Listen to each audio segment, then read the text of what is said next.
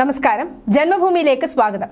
വിവാദമായ Kochi IPL team bid പ്രക്രിയയെ ചുറ്റിപ്പറ്റി ബോളിവുഡ് സൂപ്പർ സ്റ്റാർ ഷാറൂഖ് ഖാനും കോൺഗ്രസ് MP ശശി തരൂരും മുതൽ അധോലോക നായകൻ ദാവൂദ് ഇബ്രാഹിം വരെ നിരവധി പേരുകൾ വെളിപ്പെടുത്തി മുൻ IPL ചെയർമാൻ ലളിത് മോദിയുടെ രാജ് ഷമാനിയുമായുള്ള പോഡ്കാസ്റ്റ് നിയമപരമായ പ്രശ്നങ്ങളാണ് തന്നെ പുറത്താക്കിയതെന്ന ആരോപണങ്ങൾ ലളിത് മോദി തള്ളിക്കളഞ്ഞു.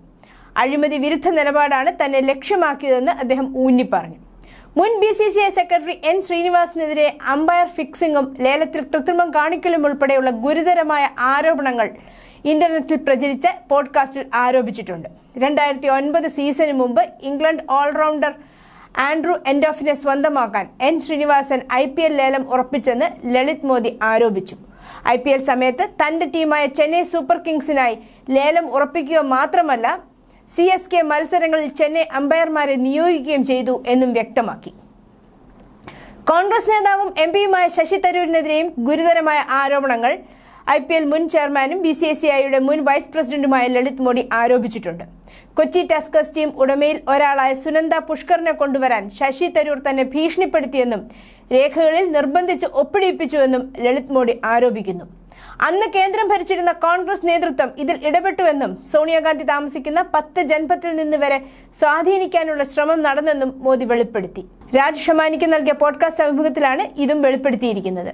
കൊച്ചി ടസ്കേഴ്സിൽ സുനന്ദ പുഷ്കറിന്റെ ഓഹരികളെക്കുറിച്ച് സംശയം തോന്നിയപ്പോൾ കരാർ ഒപ്പിടില്ലെന്ന് അറിയിച്ച് ലളിത് മോദി പറയുന്നു. തുടർന്ന് തന്നെ ശശി തരൂർ വിളിച്ചെന്നും EDയെ കൊണ്ട് റെയ്ഡ് ചെയ്യിപ്പിക്കുമെന്നും ജയിലിൽ അടയ്ക്കുമെന്ന് ഭീഷണിപ്പെടുത്തിയെന്നും ലളിത് പറഞ്ഞു. എന്നാൽ അക്കാലത്തും ലളിത് മോദി നേരിട്ട ഒരേ ഒരു അപകടം ഇതായിരുന്നില്ല. സാമ്പത്തിക നേട്ടത്തിനായി മത്സരങ്ങളിൽ കൃത്രിമം കാണിക്കാൻ ശ്രമിച്ച ഇബ്രാഹിമിന്റെ അധോലോക സംഘത്തിൽ നിന്നും തനിക്ക് നേരിട്ട് ഭീഷണിയുണ്ടെന്നും ലളിത് അവകാശപ്പെട്ടു. ഇബ്രാഹിമിന്റെ സഹായികൾ അദ്ദേഹത്തെ ഹിറ്റ് ലിസ്റ്റിൽ ഉൾപ്പെടുത്തിയപ്പോൾ സ്ഥിതി കൂടുതൽ അപകടകരമായി. തന്റെ ജീവന് ആസന്നമായ അപകടമുണ്ടെന്ന് deputy police commissioner Himanshu Roy അറിയിച്ചതിനെ തുടർന്ന് പോലീസ് സംരക്ഷണത്തോടെ മുംബൈ വിമാനത്താവളത്തിലൂടെ അകമ്പടിയോടെ പോയതെങ്ങനെയെന്നും ദക്ഷിണാഫ്രിക്ക, തായ്ലൻഡ്, മോണ്ടിനെഗ്രോ എന്നിവിടങ്ങളിൽ ഉൾപ്പെടെ നടന്ന ഒന്നിലധികം കൊലപാതക ശ്രമങ്ങളും ലളിത് മോദി വിവരിച്ചു.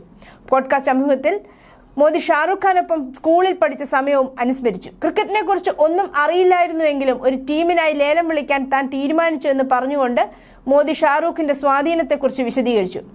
ഷാറൂഖിന്റെ ആദ്യ ചോയ്സ് മുംബൈ ആയിരുന്നു, പക്ഷേ മുകേഷ് അംബാനി അത് സ്വീകരിച്ചു. കൊൽക്കത്തയായിരുന്നു അദ്ദേഹത്തിന്റെ അന്തിമ തെരഞ്ഞെടുപ്പ്.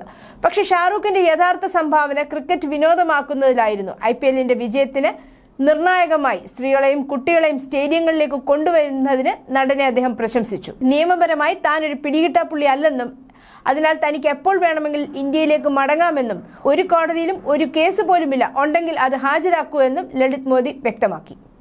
News desk, Janmabhumi.